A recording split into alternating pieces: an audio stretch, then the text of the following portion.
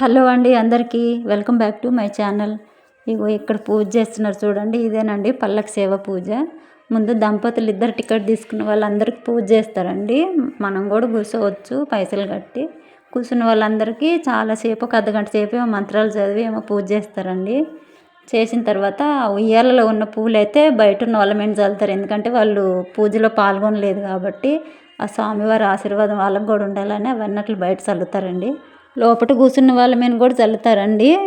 First బయట చల్లినాక తర్వాత లోపల చల్లుకుంటూ వస్తారండి మొత్తం చుట్టూరు.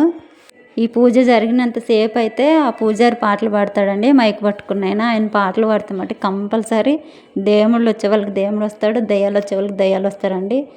పూజలో పాల్గొన్న వాళ్ళకి కూడా దయ్యాలు దేవుళ్ళు ఏమన్నా ఉంటే వాళ్ళకి కూడా బయటపడుతుందండి.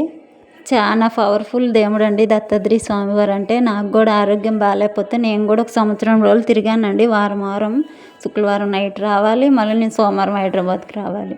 ఇట్లా అయిందండి సంవత్సరం రోజులు. ఇప్పుడు నాకైతే కొంచెం పర్లేదండి, అందుకే నేనైతే దేవుని నమ్ముకున్నాను. ఇక్కడైతే ఆదివారం అండి ఆయనకు చేసేది, అందుకే మేము ఆదివారం నాన్ వెజ్ తినము.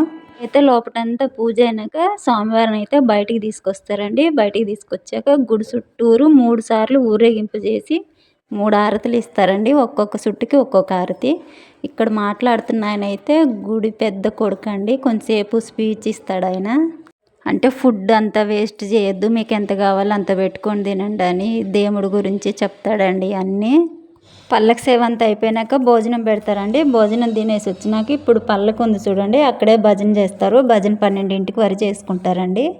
భజన అంతా అయిపోయినాక స్వామివారికి హారతి ఇచ్చి ఇంకెక్కడ వాళ్ళు అక్కడ పనుకుంటారండి. పొద్దున్నే మళ్ళీ 3 గంటలకు లేస్తారు.